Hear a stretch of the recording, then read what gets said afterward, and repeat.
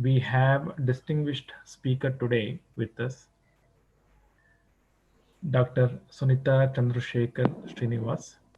She is a visiting professor at Rhodes University, South Africa. She is going to present the webinar on the topic Catalyzing Opportunities to Strengthen Pharmacovigilance During COVID-19 Pandemic. I, on behalf of Principal, Vice Principal, HODs, Seniors, all faculty members, students from PhD program, M.Pharm program, B Pharmacy, PharmD course, and on behalf of Honorable Chancellor, Honorable Vice Chancellor, Honorable Registrar of KLE Academy of Higher Education and Research Belgaum, like to welcome to you to the webinar organized by the Department of Pharmacy Practice under the leadership of Dr. Raman Dang, who is the principal of our college. I request Dr. Ashwini to introduce the speaker to audience. Thank you.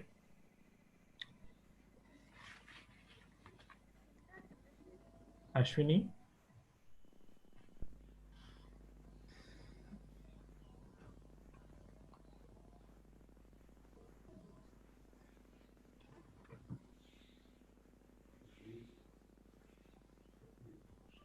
Yes, Ashwini. Yeah, you can. You're muted. You have muted, ma. Just unmute yourself, please. Yes. Yeah.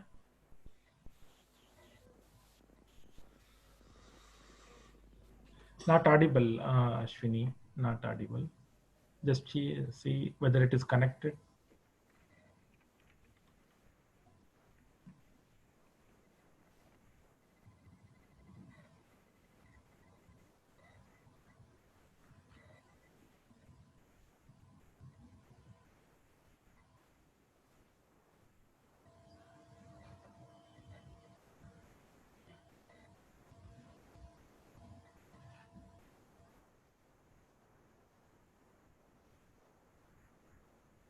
Ashwini muted. You have muted again. Muted as well as video is off.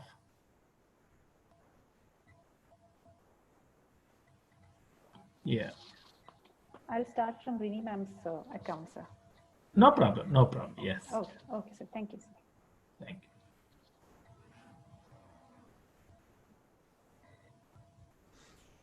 Sunita Chandrasekhar Srinivas embarked on academic career after completing her Bachelor of Pharmacy degree. After qualifying GATE, she pursued her Master's in Medicinal Chemistry and returned to academics. Thereafter, a shift into fieldwork as the Deputy Director, Medicines Information Center at Karnataka State Pharmacy Council was followed up with initiating projects under the India WHO Essential Medicines Program as a technical coordinator. Several international training programs supported by the WHO resulted in strengthening the links to initiate projects with the Department of Health as well as the Indian Medical Association in Karnataka. Further, as the first global recipient of the scholarship from the Pharma Bridge program at the International Pharmaceutical Federation, it resulted in being trained at St. Louis College of Pharmacy at Wisconsin Hospital at USA. This resulted in setting up the M.Pharm Pharmacy Practice Unit at Bangalore in 2002. This outreach approach was further strengthened by returning to academic and this time for a balanced career in research and teaching while strengthening in Pharmacy Practice Division at Rhodes University's Faculty of Pharmacy in South Africa. Personal progression with PhD in Pharmacy Practice from RGHS were followed up with postgraduate diploma in higher education with distinction at Rhodes University. She is the first woman at Rhodes University's Faculty of Pharmacy to be awarded a full professorship in 2017 in the last 18 years, and also the first woman in the faculty to secure a rating as a C2 level scientist awarded by the South African National Research Foundation. She was a recipient of the Tufts University-based Talos Network University Education for Transformative Leadership in Africa for community-engaged teaching, research, and scholarship. Her community-engaged research has been featured as a case study in UNESCO e-book on Community University Research Partnership. She was a recipient of the inaugural 2014 International Award at Rhodes University. She received the 2014 National Excellence in Teaching and Learning Awards. Additionally, she was a recipient of the University of Oxford Fellowship in 2011 under the Association of Commonwealth Universities Titular Fellowship. She was invited by the WHO Geneva to work on a new rational use of medicines project at the Policy, Access, and Rational Use Unit. She was a co-recipient of the Vice-Chancellor's Distinguished Award for Community Engagement in 2008 at Rhodes University and CIFES Winners 2007 at Sasol National Science Festival. She continues to be a visiting professor at Rhodes University, South Africa.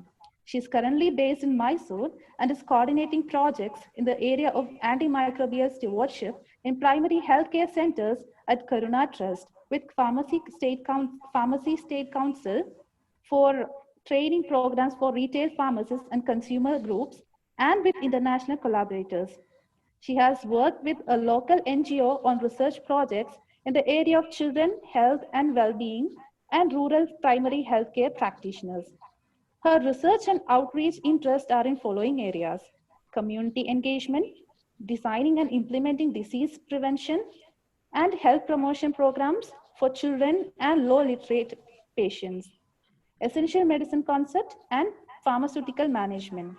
Currently, extensive work is being carried out in the projects related to COVID-19, TB, and antimicrobial stewardship programs with the international medical colleagues in University of Florida, USA, New South Wales, Australia, and others in India.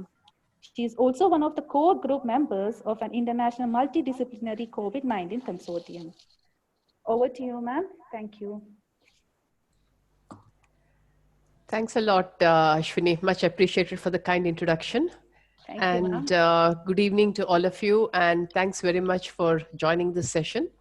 I'd like to thank Dr. Raman Dang and his team for this wonderful opportunity. It's always a privilege to interact with the next generation. I mean, that's what has kept me going for the last 2.5 decades in the area of teaching.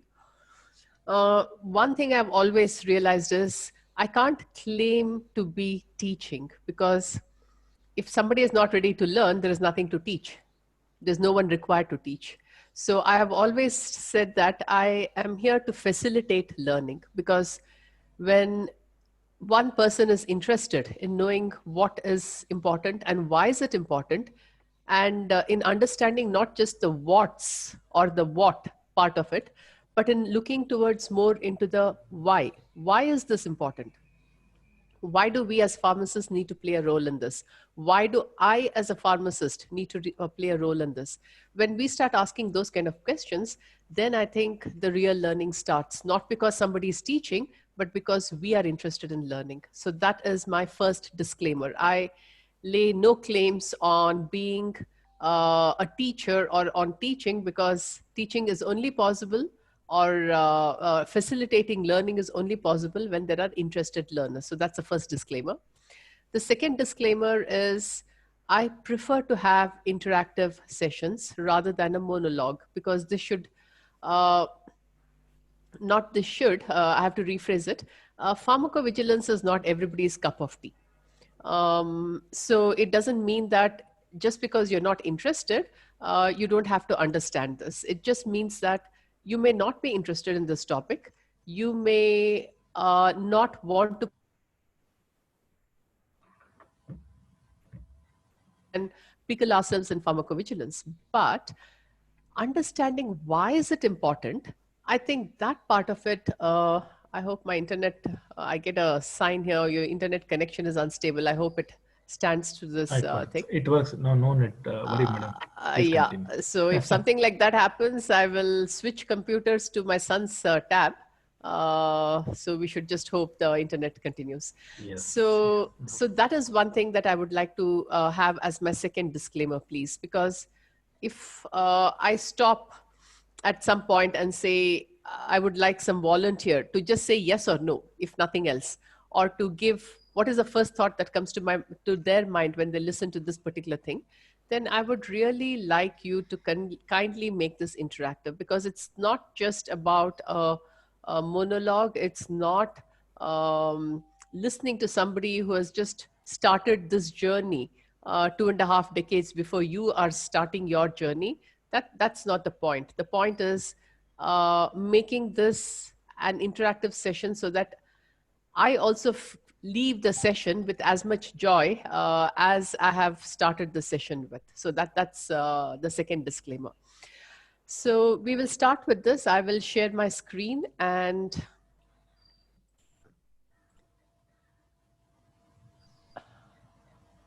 so are you seeing the screen?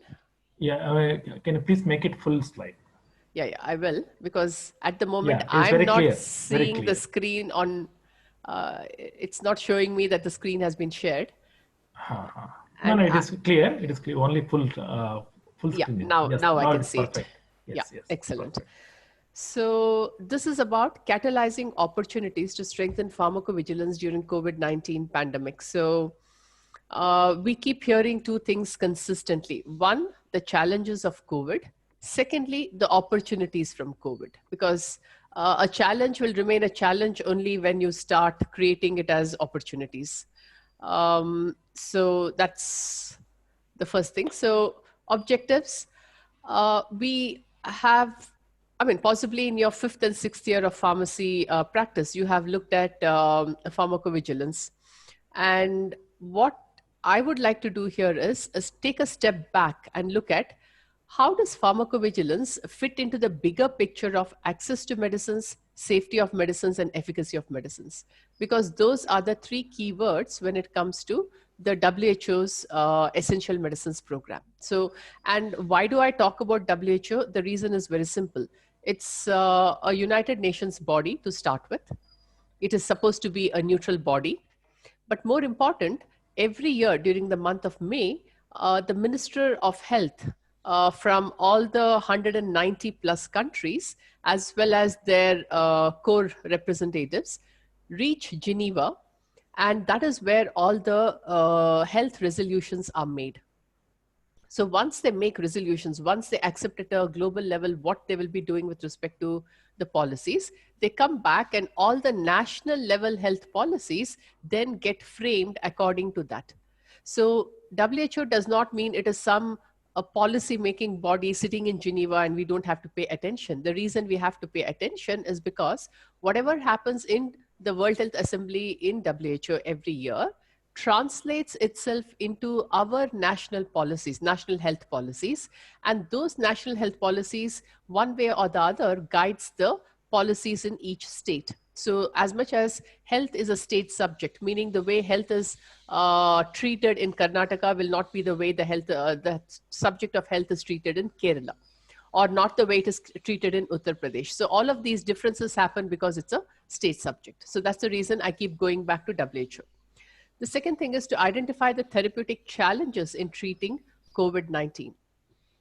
The third one is focus on the importance of pharmacovigilance during a pandemic. And the last one, that the bottom line, the take-home message is why pharmacovigilance is not a luxury, but a necessity during this pandemic, because that's what we need to arrive at by the end of the discussion. So as much as we want to say that with COVID, the world is temporarily closed, opportunities are not the same. We can't say it is closed. We are all still functional in some way, as dysfunctional as it may be, but the opportunities are not the same. But just because the opportunities are not the same, we can't end up with this tunnel vision. Because if you start looking at the big sky through the tunnel, then what you see is a tiny part of that sky. So, but that doesn't mean the sky doesn't exist. So just because we are in a pandemic phase, just because we have never known a pandemic for more than 100 years, it doesn't mean that things have or can come to a standstill. We have to keep functioning one way or the other, and we have to find ways to remain functional until we tide over this phase as well. Most important for the young people here, an entire life is ahead of you. So panic is not going to help here. So human resilience is what helps here, because during our worst times, we have to fall back on the best that we have, with our spirit and our human resilience. But do remember, there are 188 countries that are going through this pandemic. So it's not just one city, one state, one country, or a few countries. It's 188 countries. So we are in this together. We are learning from each other. We have to carry on from that point. So instead of creating a situation where COVID becomes a barrier to a career, this is the finest moment where you strengthen your strengths, where you reflect on who am I in the sense of what do I want to do with my career for the next whatever number of years you want to be associated with it. And therefore, based on your strengths, what are the areas that you want to focus upon? Because what your academic requirements are is decided at a higher level. You and I can't make those changes. Your educators can't make those changes. Their job is to ensure that whatever has been decided at a central level is implemented here in each college of pharmacy. So that's one train of thoughts, and we have to keep going. But the other set of train of thoughts should be based on your strength. What is it that you will do now that you have some extra time on hand? Because this is the place and time where you focus on your strength. So catalyze your strength. Remain curious to ask and learn for a lifetime, because the only way you move forward in life is when you understand what questions to ask, how to ask, and keep learning for the rest of your life. And please remember, this too shall pass. Nothing is permanent in life, and COVID cannot be permanent in life. Now, why do we need to focus on therapeutic aspects, and how do we connect the therapeutic aspects to the safety aspects? It's a novel virus. It is an uncertain pandemic, and which means the challenges are with respect to severe infections and the morbidity and mortality that is coming from this. We are learning as we go. But the most important part we have to remember is we don't have a therapy that is proven effective specifically for COVID. So it's like, transporting ourselves back to 50 or 100 years ago when we did not have medicines. Our journey of medicines, the way we know it now, started with aspirin. And then we carried on. We got to penicillin, which was our first antibiotic. And then we carried on. By 1950s, we had a whole range of antibiotics that came through. So in one of the sessions, I will talk to you about all of these aspects. But for this one, I will limit myself to the fact that we have literally gone back 50 to 100 years when we are looking at how do we handle COVID. We don't have a specific antiviral medicine that is only that has been proven effective for this at the moment. So it results in unprecedented challenges on health and development, because the constant equation between do we look at how do we save lives, or do we look at how do we keep livelihood going? Because if you look at India, 60% of India lives in the rural villages. So, and agriculture can't stop. If it stops, we won't have food on the table. A whole lot of things can't stop just because there is COVID. So how do we keep it going? That equation of lives and livelihood becomes most challenging.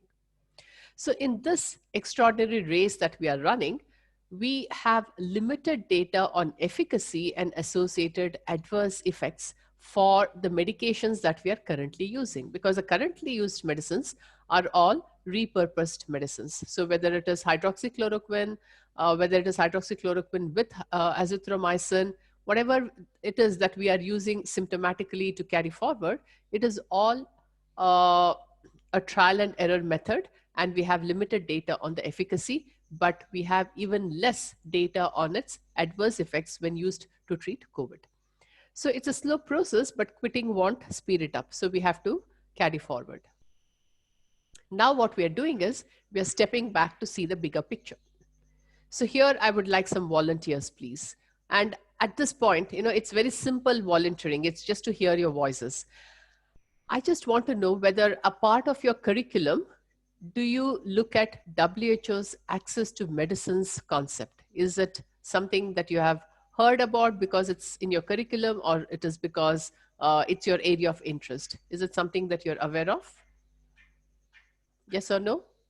Sunita, we have muted them all. If you want, if I am. Oh, I see. I see. Okay. In that case, we will leave it at that. All right. Just 1 second, Raman. I have to mute and give one specific instruction for the family because home delivery has arrived and everybody needs is in their own planet. So I'm sorry. Sure. We work in a different space now. No issue at all, please.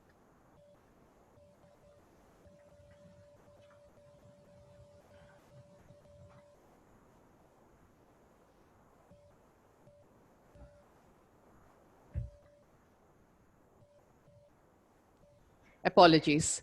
Rahul? So now what we are doing is we're stepping back. This is WHO's Access to Medicines Long-Term Framework 2016 to 2030. Now, when you look at this long-term framework, you should realize that this also, the years 2016 to 2030 coincides with the United Nations Sustainable Development Goals. So now what is happening is with this Sustainable Development Goals, we have to look at what is it that access to medicines is trying to achieve. It is trying to achieve working towards making essential medicines available, affordable, and accessible. So when we say essential medicines, sorry.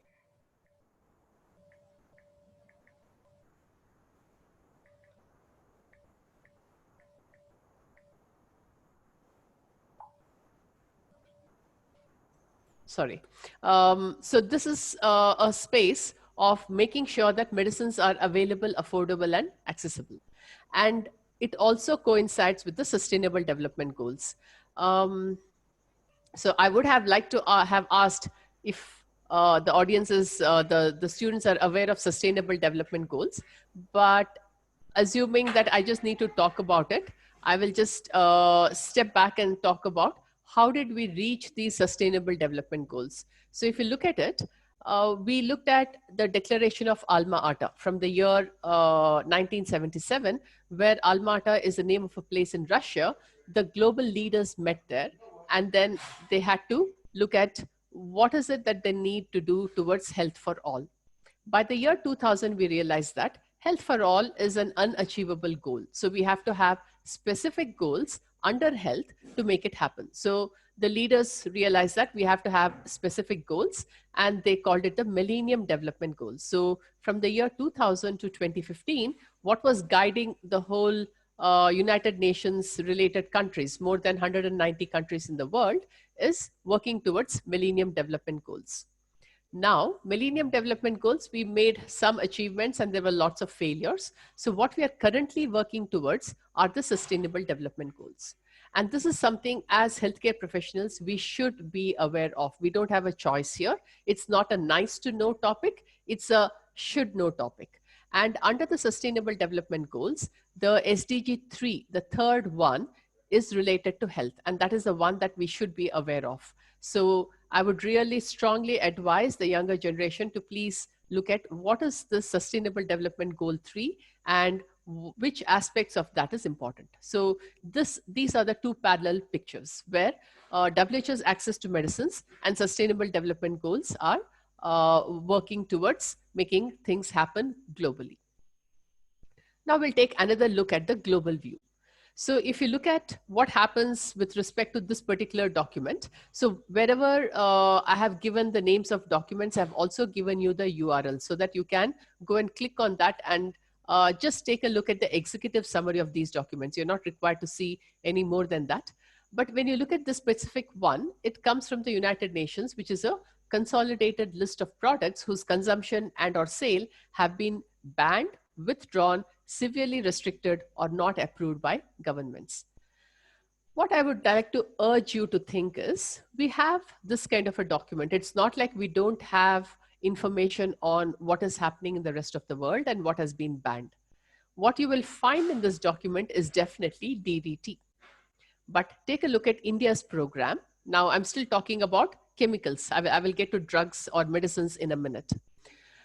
If you look at the malaria program, twice a year, every year, DDT is used to spray in the villages in whichever parts malaria is a big problem. And then you have visceral leishmaniasis. Now, this is another condition, which is a neglected tropical disease, where we have it in 4 states in India, but in the northern parts of India. And as part of the elimination program, this program also sprays DDT twice a year, every year. So the same villages, they are being exposed to DDT a minimum of 4 times a year. Now, this is with a chemical which has been banned in other countries, withdrawn in several countries. It was severely restricted before it was banned, and it was not approved by many countries.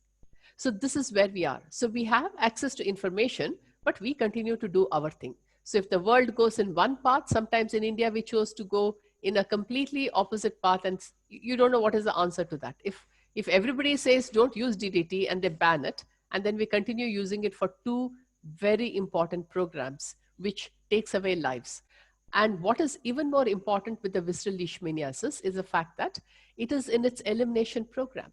Now, visceral leishmaniasis is a program where it was the Indian system, a set of doctors as well as healthcare people who went to Nepal and Bangladesh to initiate the elimination program for them. The 2 little countries, Nepal and Bangladesh, have eliminated it. And where are we? We keep moving the goalposts. We keep moving the dates, the years. It was supposed to be in 2015. It then moved to 2017. And then it has been moved to 2020. And it will still be moved. We just move the goalposts. So this is how we function. Whereas 2 small countries with less resources, less doctors, less pharmacists, they have been able to eliminate the disease. So time to think, where are we going wrong? How can we make it right? Because pointing fingers means if one finger is at the other person, 3 are pointing towards us. So we also are equally responsible for any failure that happens. If it is not direct, it is indirect. So if we come to that state of thinking, then things will change a lot. We are in a world where information is all around us, especially for your generation. You were born with technology. People from my generation, we had to kind of acquire the technology and learn to become comfortable with it. But that's not the case with your generation. You're constantly connected to the outer world. So this is another connection here, which is a link to the WHO drug alerts. So you can't claim that you don't know which medications, what are the current alerts that are being given out. So if you click on this, you get all the latest information on which country, what have they done, what are the alerts that are being created in that country. Similarly, in order to stay up to date, here is another link to the WHO publications web link, where you have access to drug alerts, drug information, and the essential drugs monitor. All of these publications from the WHO keeps you up to date on what is happening with the medicines in the rest of the world. What are the problems with those medicines? What kind of restrictions are being put for those medicines in terms of its prescribing, in terms of its adverse drug reactions, etc. Now comes the concept of the complementary and alternate medicines. Now, when you look at the complementary and the alternate medicines, there is something we have to remember, especially during the COVID times. Because people are doing anything and everything to say, we want to stay safe. We want to prevent COVID. So if their belief system pulls them more towards the traditional medicines, they will be consuming all kinds of traditional medicines. And if their belief systems are based on allopathic medicines, then they are equally consuming those medicines. But we have to bear one thing in mind. The WHO traditional medicine strategy, which is from 2014 to 2023, the updated version, it talks about keeping this patient centered, because it is not about whether you or I as a pharmacist believe in traditional medicines, whether we believe that patients can take those traditional medicines along with the allopathic medicines that are being given to them. It's none of our beliefs which comes into the play. What comes central stage here is, what does the patient think? What are the people around the patient thinking, and how are they influencing the patient? If they say, no, continue taking your allopathic medicine because we have to get on with COVID related things, but let's also take the traditional medicines. What is happening is there's a huge load on the liver because the liver has to metabolize both and get it out of the body. So our role here is not to become judgmental about it or not to pass comments about it, but to be absolutely cognizant about the fact that these are the choices that the patients have. There is no way you can control those choices. So the only thing you can control is to remain non-judgmental, but to help the patient in understanding how do they protect themselves to keep the practice, which is patient-centered. Now let's come to our pharmacy of the world. You know, we in India manufacture hundreds of thousands of medications. And in one of the sessions later on, I would like to talk to you about if at all we have such a decentralized, unmanageable system, where are our problems? So we will come to that in one of the other sessions. But for now, there is one thing to bear in mind, that there are the fixed dose combinations.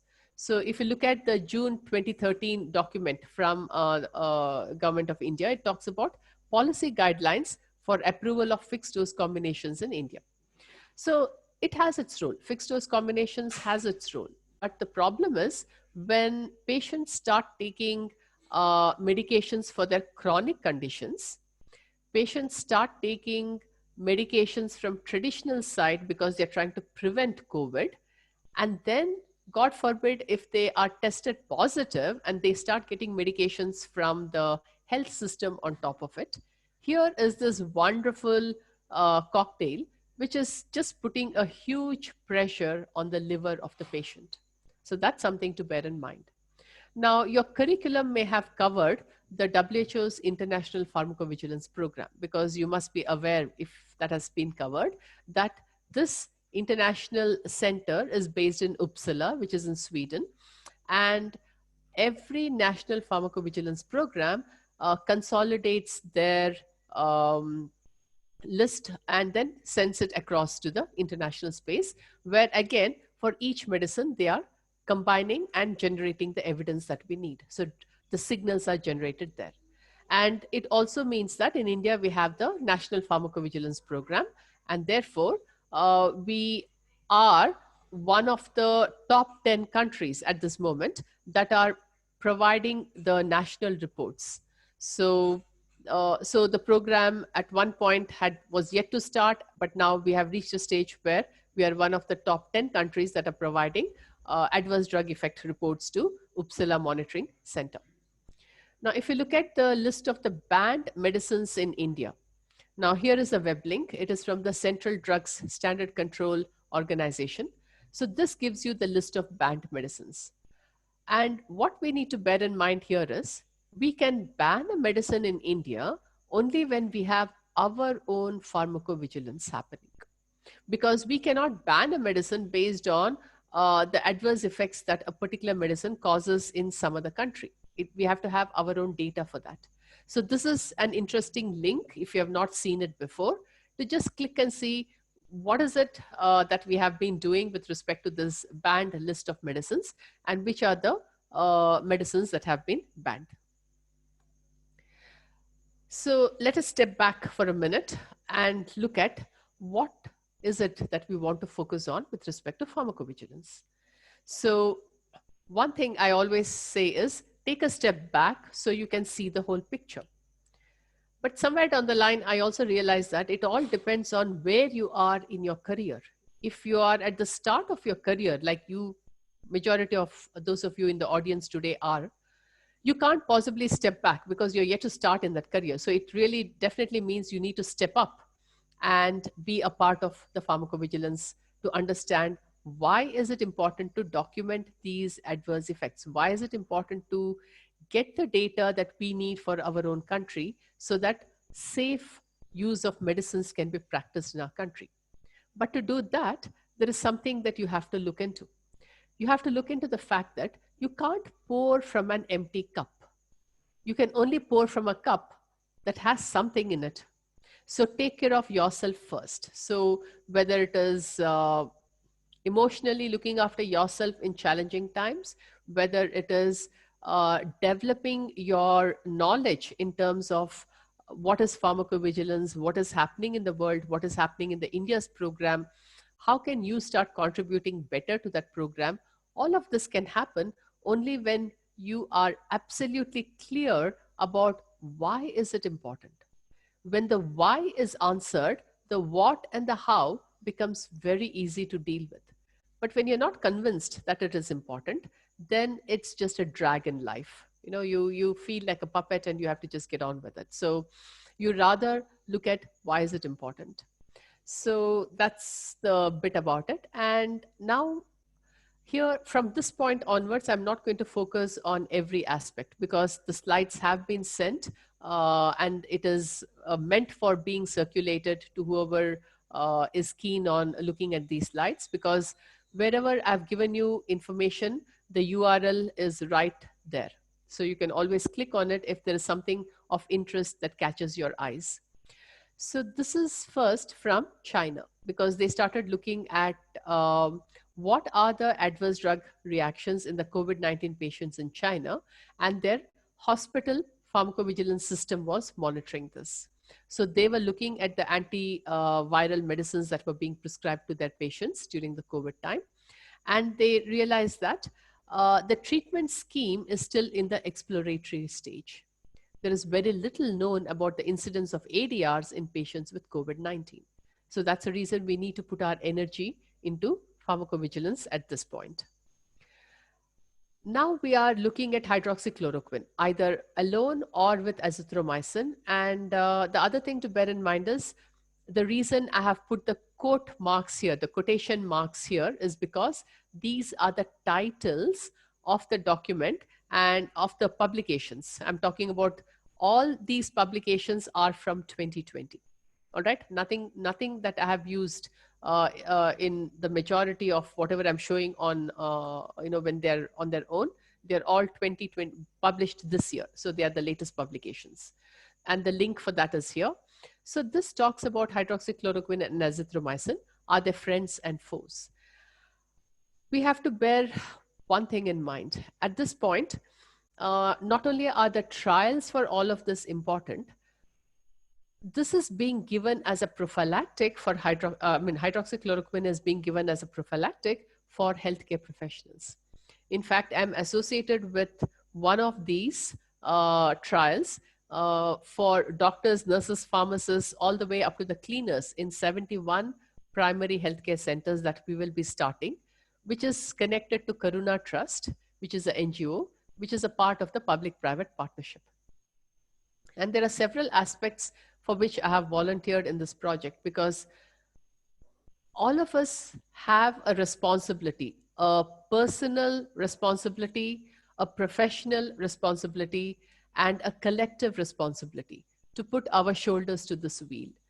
If our doctors, our nurses, and our key hospital staff have to take this medication where we don't know whether it is safe enough for them, we have no clue about the adverse drug effects that will be happening when it is being given as a prophylactic for COVID, we better wake up and put our shoulders to this wheel. The reason is, if you are looking at a clinician who has invested 2.5 decades in learning their skills and in gaining those experiences, and we are now medicating them with hydroxychloroquine,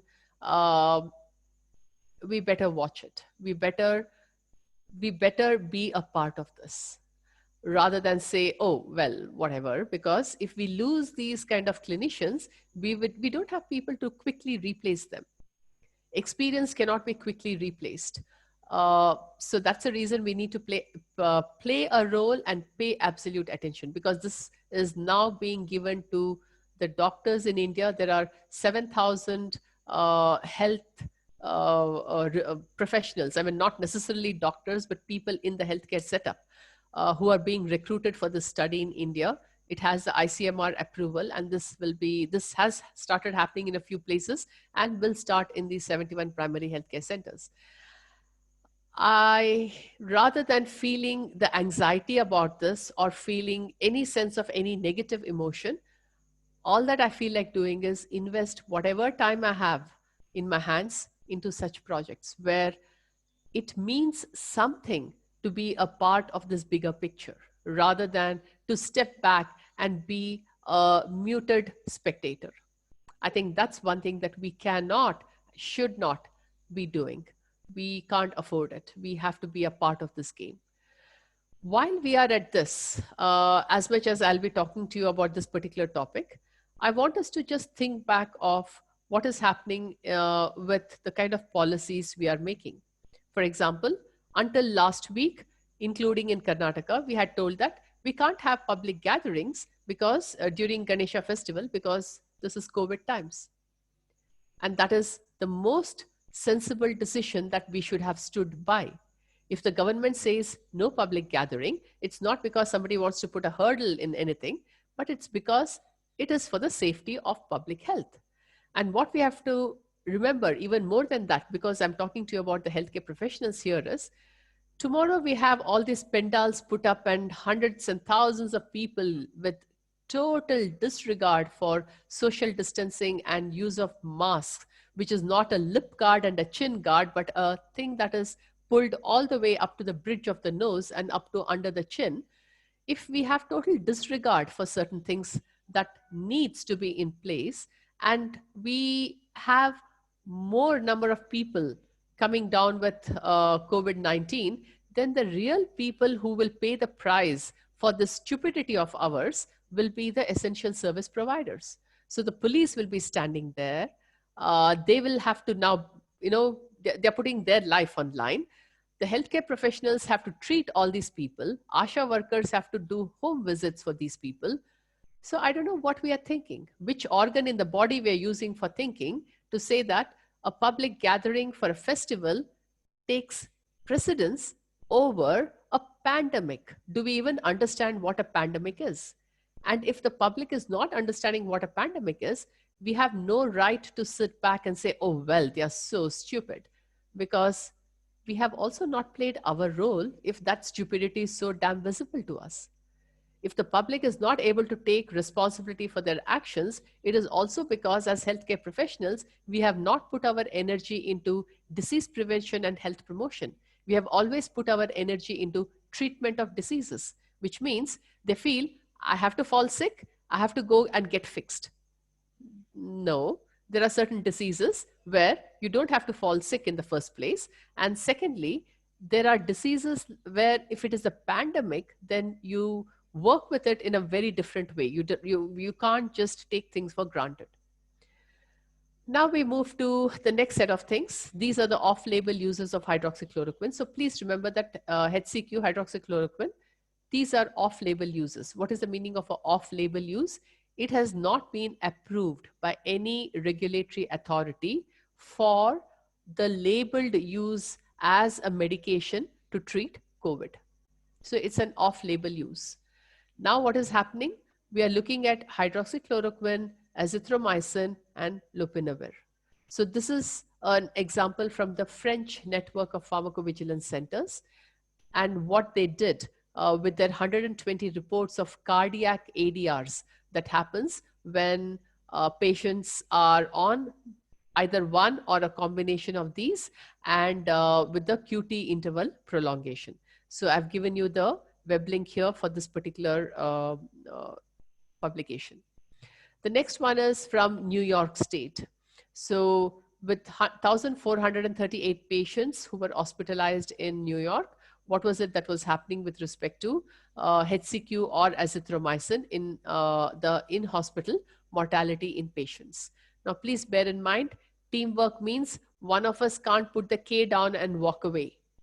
It means we pick our weight and we pull that weight. We have to pull our weight as healthcare professionals.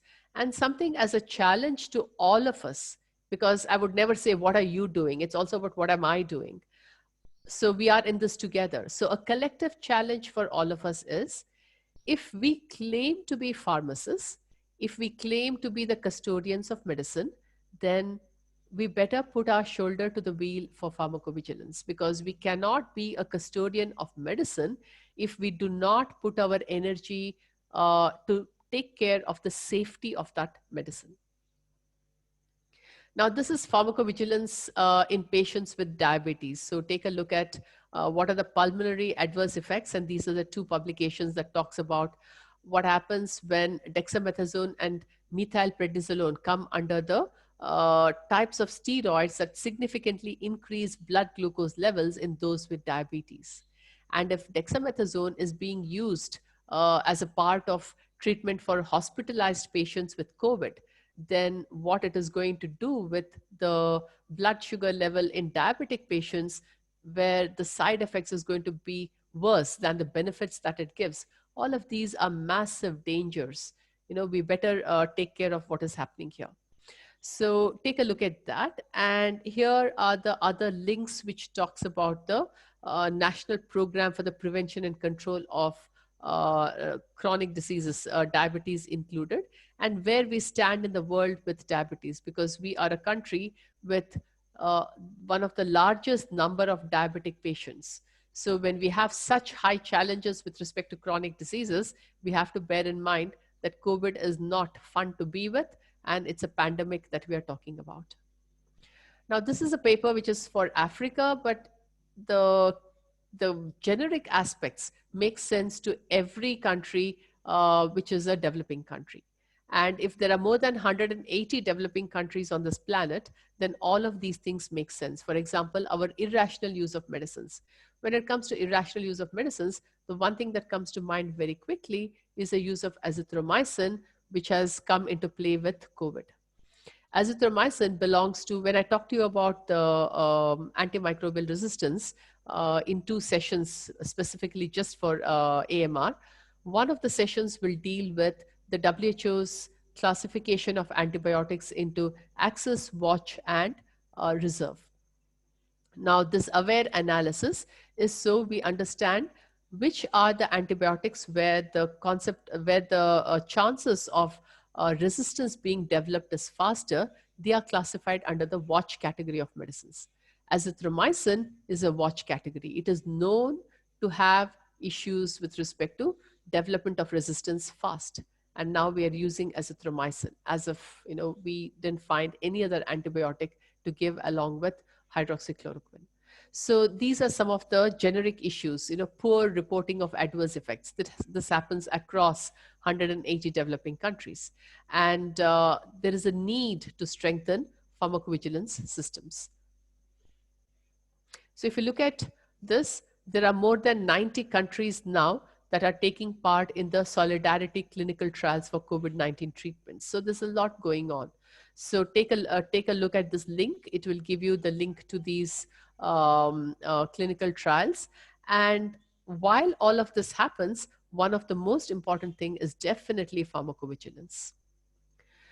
Here's a list of different titles and the URL linked to it, which are all important when you're looking at COVID and pharmacovigilance. I'm not going to get into each one of this, but I just want to highlight that we can't look at COVID on its own. We have to look at everything else that happens to patients during the times of COVID. For example, this particular one talks about the antimicrobial development and the super infections. So COVID is not a problem just on its own. It comes with AMR sitting right next to it. Now, if you look at what is happening to patients who are taking NSAIDs, and then there are the issues.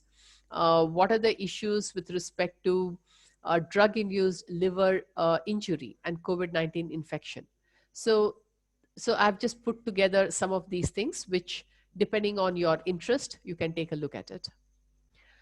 Again, we can't just stop at what happens in the hospitalized patients, because we also have to look at what happens with respect to the primary healthcare, where patients are coming in. So resources for primary care providers to meet patient needs during COVID-19 epidemic. So that's an important one. And we also have to look at people who are addicted to drugs and what happens to those people when they become COVID positive, and it results in a cocktail of things that are in the bodies of these people. And here we talk about, again, a lot of chloroquine and hydroxychloroquine, which are being repurposed for COVID. So adverse drug reactions in COVID-19 patients, this is a living systematic review. and all of the things with respect to safety perspectives of COVID-19. Something that is important for us as pharmacists is to be aware of this International Clinical Trials Registry platform. So this is under the WHO. And as far as India is concerned, this is the link here, which I'm showing you. So here are the 41,356 records for all the trials that are happening and that have been registered. So be aware of these links. So as a endpoint, those who look outside dream, those who look inside awaken. So it's time for introspective journey to say, what are our individual strengths?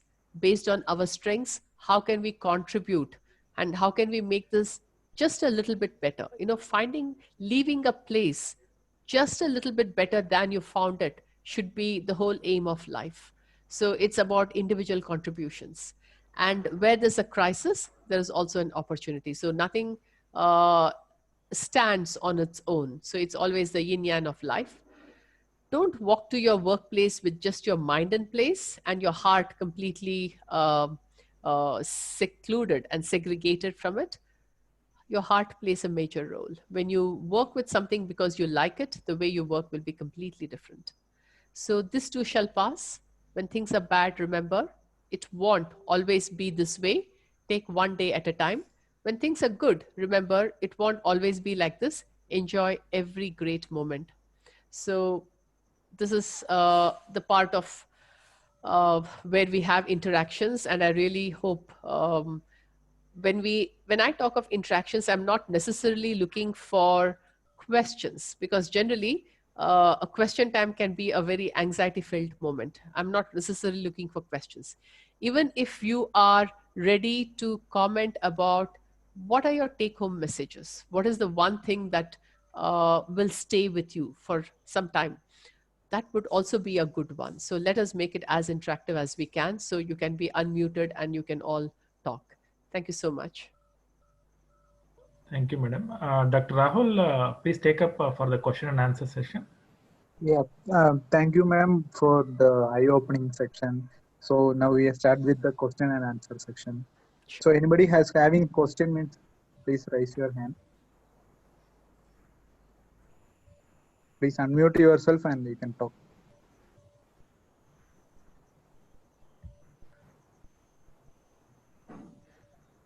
Anybody is having questions?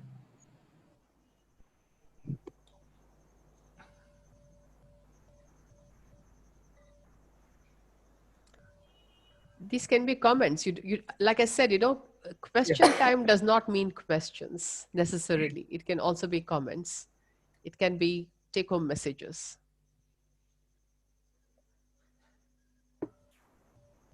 Okay, ma'am. Meantime, can I ask one question? Please do. I'm not making claims that I have all the answers, but I will try. No, ma'am. I have heard that you are working with the antimicrobial stewardship. So yes. I would like to ask a question about that. Because in previous year, we are most of the time for infectious disease, we start prescribing with amoxicillin and all the things. Now I have seen now the trend has changed. Now all the doctors are changing to cephalosporin derivative. So can you give your review about using this cephalosporin derivative for? So if we look at why are we moving from amoxicillin, is there a reason that is being given, or is it just a shift? Yeah, ma'am. Mostly, I don't know why the exact reason. Amoxicillin previously we are using, and now most of the time for simple infection also they are starting with cephalosporin, even though the treatment guidelines is not recommending. What's your view on that? Well, I can't have a view that anyone will accept. So the first view would be the importance of Drugs and Therapeutics Committee, because the only way to influence prescribers is to have a forum where you can discuss what are the consequences of what is happening. That is one thing. So having a Medicines and Therapeutics Committee is the first place. Again, if you need any training programs or anything, I have been trained by the WHO, and this is something I've done for the last 2.5 decades, initiating medicines and therapeutics committees, using it for standard treatment guidelines, essential medicines list, etc. So I'm looking at problem solving. So the first step to problem solve is to create that forum. The second step is to start having antibiotic treatment guidelines, or at least discussing them, or getting the inputs of the practitioners by presenting what happens when you don't have some kind of treatment guidelines that you're working from. The third thing that I would definitely encourage pharmacy practice people to be doing is to present the evidence from the WHO essential medicines list, because every 2 years they are updating their EML. What they have done is, in the year 2017, they have classified all the antibiotics on the WHO list into the aware category: access, watch, and reserve. So some of the cephalosporins belong to the watch category. So amoxicillin, for example, belongs to access category. So it is much better to use it and not jump to cephalosporins. Some of the cephalosporins which belong to the watch category, if we start using it, then when we actually need those medicines, they will not be working on the patient. So it's a danger that we are creating. So that was the third point, creating awareness about this WHO essential medicines list, specifically the chapters on the antibiotics. And the 2019 EML has also taken that classification to the next level. And I will be incorporating all of this in one of my sessions on AMR. So this is one part of it. Does any of this seem feasible, doable? Are there challenges that will be so severe that it is impossible to do this? No, ma'am. It is not impossible in the private sector, but coming to the government sector, maybe because of their limitations, they're directly without any lab or resistance checking, they are going to cephalosporin. That too, I feel like it is a dangerous situation because without a culture It or is. anything, yeah. It is. So how do we address it? When we know it is dangerous, how do we address it? Yeah, maybe we can suggest with all the evidence and all. It's up to their decision. But what can we do, ma'am, for overcoming this type of situation? Like especially in the government sector, we have some limitations, especially. No, it's actually the other way around. If you ask me, is this Dr. Rahul? Yeah. It's actually the other way around. In the private sector, the commercialization that happens is what drives the AMR even further, because the doctors are and the hospitals for procuring are given better incentives.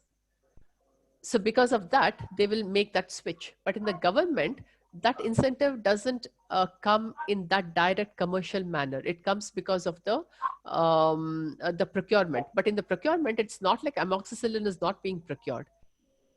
The reason I can talk about this with confidence is because amoxicillin is one of the things that is used mostly in the primary healthcare centers, and it is the same drug logistics society that provides medicines in the public sector that sends it to Karuna Trust. And what I've done for Karuna Trust for all the 30 primary healthcare centers in Karnataka is gotten a list of all the antibiotics that they are using and the quantities that they are using. All this happened pre-COVID, of course.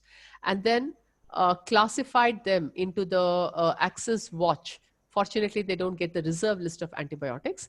And then color coded it. So green color for the access medicines, orange color for the watch medicines. And the whole idea after that was creating the medicines and therapeutics committee and pushing the pharmacists, nurses, and the doctors to say, take a look at how much you're prescribing. If most of the prescriptions are happening from the access group, you're doing better. It has to be in the green zone. But if the quantity of antibiotics in the orange zone is increasing, then you're creating a problem for the patients. Okay, so the only reason it can happen is because the person right at the top, Dr. Sudarshan, wants these changes to happen. So I understand, you have to have a champion who allows the work to happen. If you don't have a champion, then there are only excuses to say for all the nonsense we do and try and get away with the nonsense. So I take your point. Yeah, ma'am. Now only I got to know about this color coding system. That is a good idea, actually. Okay. I can Using that share color. that now that you mentioned this. What I'll do is when I give my second session on the AMR, because only the first one I had put in the title there, I will bring in all these examples from the 30 primary healthcare centers to show how drastically different they are. I mean, you just expect all primary healthcare centers to be using literally almost the same number of antibiotics. There are primary healthcare centers when they had a very committed doctor where they were managing with less than 35 antibiotics, and yet another primary healthcare center needed close to 70 antibiotics. So it's not that nonsense doesn't happen in PHCs, but you have to have a system to quantify the nonsense and put it in front of their faces and say, okay, this is where it is going wrong, and we have to make a change. And the forum to make that change is definitely the Medicines and Therapeutics Committee. So I can also share examples of how have we done this in the primary healthcare sector. And unfortunately, everything has come to a standstill in the last 6 months because now everything is COVID. There is no time for anything else. So yeah, that is a new reality, and we all have to work with that reality. So I will definitely give you examples of this color coding and show you how it was done, starting from the WHO EML all the way up to Karuna Trust examples. I'll definitely show the how do you work through this process so you can use it. Okay, ma'am. Thank you for your Sure. information. Thanks. Ma'am, Chandramouli has raised the hand. Sure. Okay. Chandramouli, can you unmute? Yeah. Yeah. Good evening, ma'am. Am I audible? Good evening. Yes, absolutely. Thank you for your wonderful talk. I have a basic doubt, and that also it might sound opinionated. It's good to have opinions. Don't worry. So the healthcare system in India is stretched, bursting at seams in a firefighting mode. So how well you would think that implementing a PV program in COVID therapy would help us? Would it need to take a precedence? Our current priority is only to contain this pandemic. When you're containing the pandemic, if the medicines that you're using is all off-label uses, how will you contain a pandemic with off-label uses of medicines unless you put energy into pharmacovigilance? Ma'am, even the HCQ is not used anymore, right? Maybe it's off-label use, but the management right now is not through antiviral drugs. Even off-label drugs are not even recommended. So they just treat this symptomatically in many cases. Yeah, but in that case, why are all these trials running? HCQ for prophylaxis, and the latest thing that came from Karnataka government, which was sent to all the primary healthcare center doctors, gives the combination of HCQ with azithromycin, with Tamiflu, with zinc, vitamin D. These are the five cocktail. The cocktail that. But HCQ advisory has been withdrawn since July, if I'm right. This came just a few weeks ago. I mean, 2 or 3 weeks ago. So I don't think that has happened. And HCQ is being now given to Karuna Trust doctors themselves when the trial starts in very little time now. So I'm not sure about that. And so when you say it has been withdrawn, I would be very happy if you can just forward me the document which talks about the withdrawal of HCQ, please. Okay. I think I found it in MHOW site. I'll just try and email it. Which one? Let me just write it down. Ministry of Health and Family Welfare. Okay. Is it Karnataka's one or? No, the central government advisory. Central government advisory. Well, yeah. That's a big ocean. So do you have a specific place where you went for that? I'll share the hyperlink with you. Oh, okay. That would be great. Thanks. And another rejoinder question is that. Yes. So would it be effective that we can use a triage, because India, we have the highest rate of recovery. Mm-hmm. And when you see the trawl through the data, people which is in the younger age group, say less than 40 years, mm-hmm. not having any comorbidities, have the highest recovery rate at 97 or 98%. Mm-hmm. So some people which is having known comorbidities are the people which actually have complications. So would it be good if you do a PV on this selective population than the general people which is going to be having lesser vulnerability? Would it be more effective? That makes more sense, because with the less resources that we have, especially the human resources, at least making sure that when it is people with comorbid conditions that are taking chronic medications. So that's the Yeah. reason I gave some of those links. Correct. So at least in So, those cases, if we prioritize.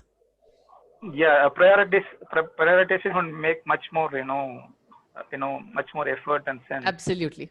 Absolutely. Because the recovery that rate makes- stands at 97%, and India is the highest when you compare to any other population, even when you compare to the Caucasian population. And Yes. the morbidity rate is quite high in people which is having comorbidities, especially when they're Absolutely. diabetic or hypertensive. Yeah. Yeah. So, Yeah. so doing a triage and then putting through a PV, I think would make much more sense in this condition, given our resources and the manner the people are stretched to their, Point taken. Absolutely. Because so in the criteria for the pharmacovigilance, maybe putting people with comorbid conditions should be right at the top, because they are the ones where a lot of drug-drug interactions are going to be happening.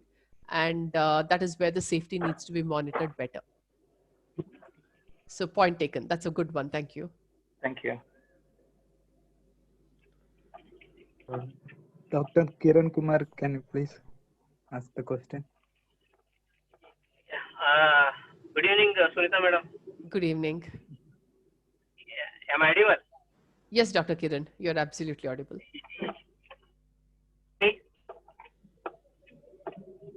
No?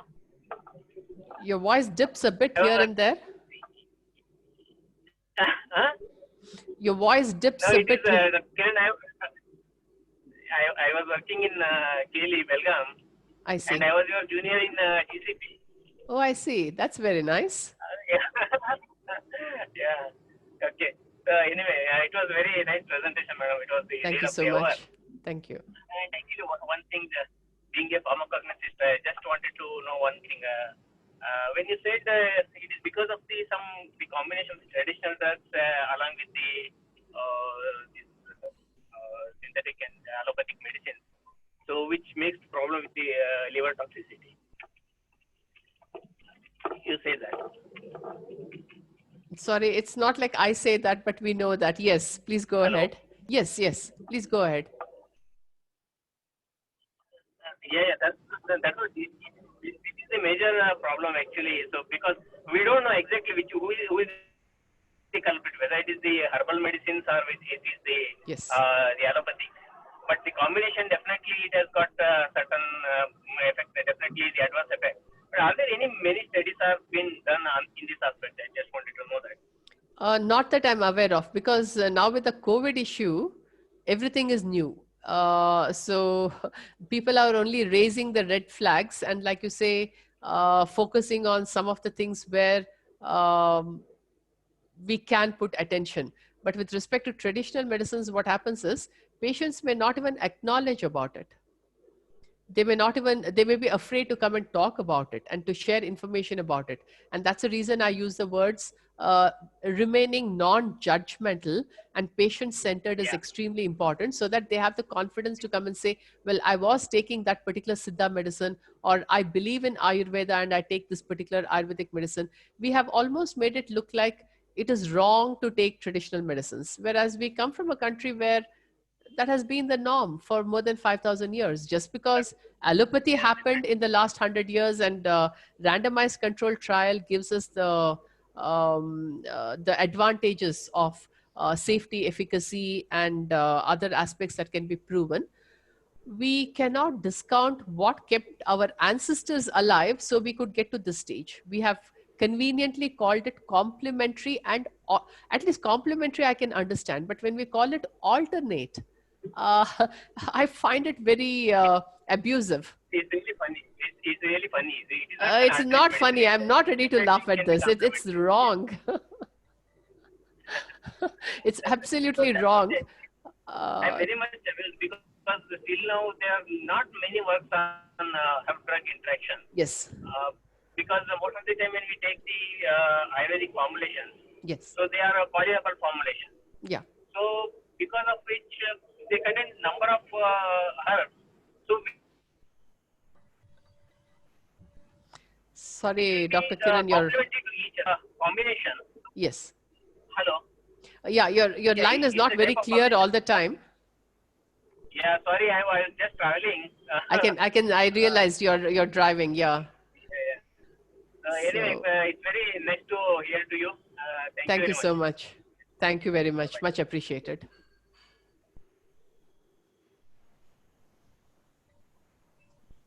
Okay, anybody is having questions? Student, yeah. Mamta ma'am is having question. Please unmute yourself. Yeah.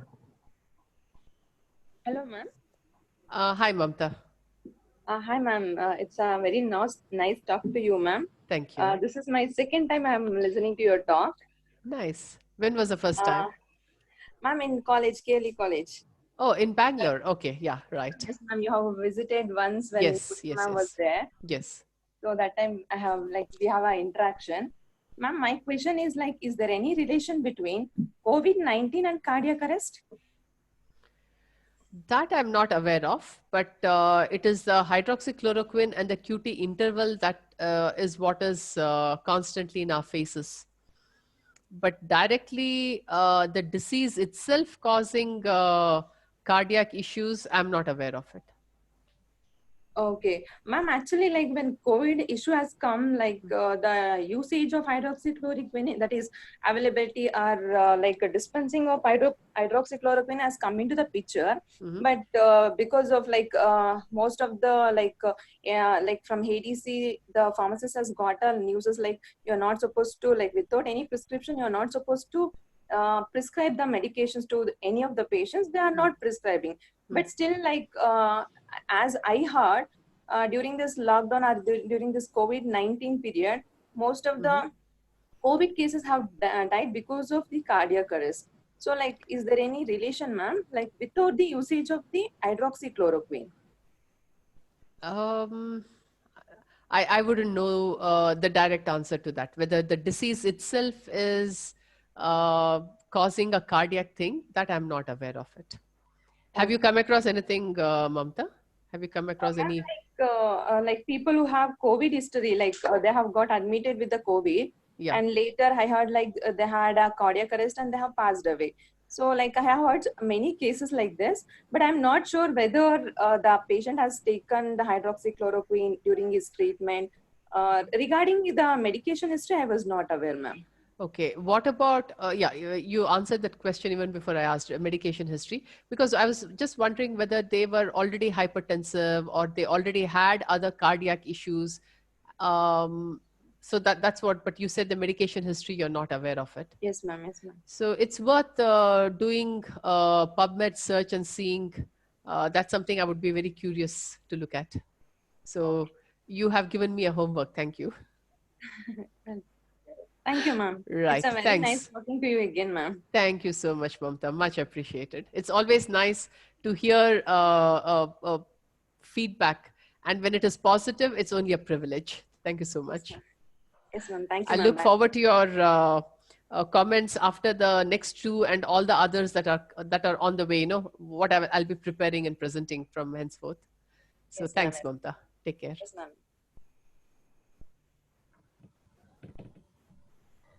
Okay, anybody from students? You have any questions? I would like the students, one or two, to volunteer to say, what is your take-home message? What is the one thing that will, that made an impact? When you listen to somebody for 5 minutes or 1 hour, there will be 2 or 3 things that will kind of linger around and stay with you for a little while. So can a few students volunteer? Vaishali? Yeah, Vaishali has raised. Please unmute yourself, Vaishali.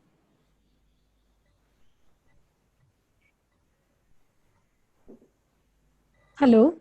Yes, Vaishali, please tell me. Hello, good evening, ma'am. Good evening.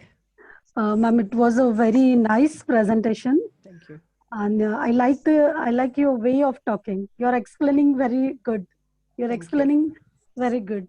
So my question is, ma'am, how many FDC products approved by the FDA per year? I wouldn't know the answer to that. How many FDC products are approved per year? I wouldn't know offhand. I can take that question to another generic level and give you a bit of an insight.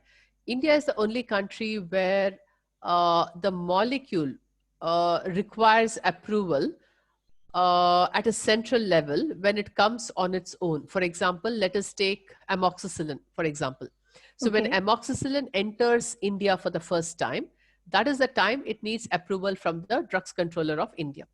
Once amoxicillin comes into the country, and if a manufacturer decides to, I'll just give a random thing, if a manufacturer decides to have a combination, a fixed dose combination of amoxicillin with paracetamol, right? And if for whatever reason, Karnataka Drugs Controller says, no, this does not make sense, they can take it to Bihar, they can grease their way through, get the approval at that state level, get it manufactured in Bihar if they want, and then sell it all over India, which includes Karnataka, where the DC did not approve it. Okay. So there is a whole lot of things that can happen because things are very decentralized. Every state in India has a drugs controller, and the state drug controller has their list of responsibilities. And one of the things is to approve the medicines that has to be manufactured in their state. So that is a loophole that has been used. So India is one of those countries which has the highest number of irrational combinations of medicines. You call it a fixed dose combination when, if you take amoxicillin with clavulanic acid, now that's a fixed dose combination because there is evidence to say that the two can be used together. It is better to use the two together. So that's a good fixed dose combination. But if you take a look at the WHO essential medicines list, other than things like amoxicillin with clavulanic acid and a few others, you will not find fixed dose combinations. They are all individual medicines that are listed out. Okay. So that gives us a clue that the way we operate here, things are completely out of place. The second aspect that I would like to highlight is our pharmaceuticals is in the department of petrochemicals. When we started off and we were manufacturing only bulk drugs, then okay, it made sense. So it is not in the Ministry of Health. Possibly this is the only country in the world where it is in the Ministry of Petrochemicals rather than Health. Why are we doing it? Because if it is in the Ministry of Health, the health objectives of the country will define how pharmaceuticals gets made and sold in the country. But if it is in petrochemicals and used as chemicals, then the economic objectives is what is driving in this country. So it is a boon and a curse. And that's the reason in one of my slides I had put, is it a boon or a curse? The fact that we can manufacture every medicine that we need and export it is a boon. But the fact that we have so many combination medicines, majority of which are irrational, that is wrong. And the one headlines I remember distinctly is at one point they went for, I think, 370 fixed dose combinations to be banned in one shot.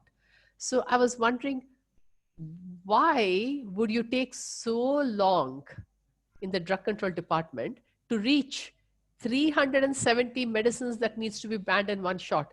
What are we doing in between all of this, right? Does that make sense to you? To wait to ban 370 medicines in one shot? So we do a lot of irrational things, and our combination medicines are one of the most irrational as well. And the reason it is irrational is because only when the single molecule enters the country, it passes through a stringent process. Once it reaches the country, then it is up to each drug controller to decide which combinations can work. And we don't have a centralized database which says, okay, these are the ones that are manufactured in Kerala. These are the ones that are manufactured in Karnataka. We don't have a centralized system. It is so decentralized that a lot of nonsense can happen, and it is happening. So it's a Okay, good so- question in that sense. But if you take a look at, the Ministry of Health documents, the ones that they use for banning and the ones that they use for approving, you will get the answer. I mean, you don't need someone like me to tell you the answer. Of course, I don't know the answer. I acknowledge that. But we just need to open those documents and take a look at whatever we need from there. How many were approved or how many were banned? Both are available. Okay, ma'am. Thank you. Thank you so Thank much. you so Thank you so much. much, and have a nice Absolutely. time. ma'am. Yeah, Have a thank you nice so much. time. And see you all next week. Dr. Renee? Dr. Renee, please Yes, go sir, ahead yes, with the yes. conclusion. I hope no questions. Uh, Yeah, fine. Thank you, Dr. Sunita Srinivas, for your elaborative and informative session on the topic, catalyzing opportunities to strengthen pharmacovigilance during COVID-19 pandemic. We are really privileged to have you here, ma'am, like such an experienced research person talking about the pharmacovigilance, especially at this COVID-19 pandemic. And ma'am, especially ma'am was discussing regarding the current challenges and the opportunities as pharmacists we have. And also ma'am also shared with us many of the links and all the other resources such as the drug alert WHO, the CDSU banned list, and also many links to many of the important studies that are going on throughout the world. So I, on behalf of principal, HODs, and all the faculty members, students from PharmD, BPharm, PhD of Kaili College of Pharmacy, Bengaluru, thank you, ma'am, actually for always you finding time to share such informative session with the Kaili College of Pharmacy. I further extend gratitude to our Honorable Chancellor, Vice Chancellor, Principal, Vice Principal for supporting and encouraging the organization of such a webinar. I thank all the coordinators who have helped in conducting the webinar directly or indirectly. And lastly, I thank all the participants for having spent your time to attend webinar. And special thanks to ma'am for all, like including all those interesting quotes, which is making the talks really interesting, ma'am. Thanks, ma'am. We are also looking forward for the further sessions in the upcoming weeks. Thank you so much. Absolutely. Thank you so much, Dr. Rini. And I really look forward to the forthcoming sessions and interactions, definitely. I hope the students warm up eventually and they have the space to come up with their comments, if not questions. So thank you, everyone, and have a good evening. Stay safe and let's move forward collectively in this. Thanks so much. Have a good evening. Bye. Thank you. Thanks. Bye.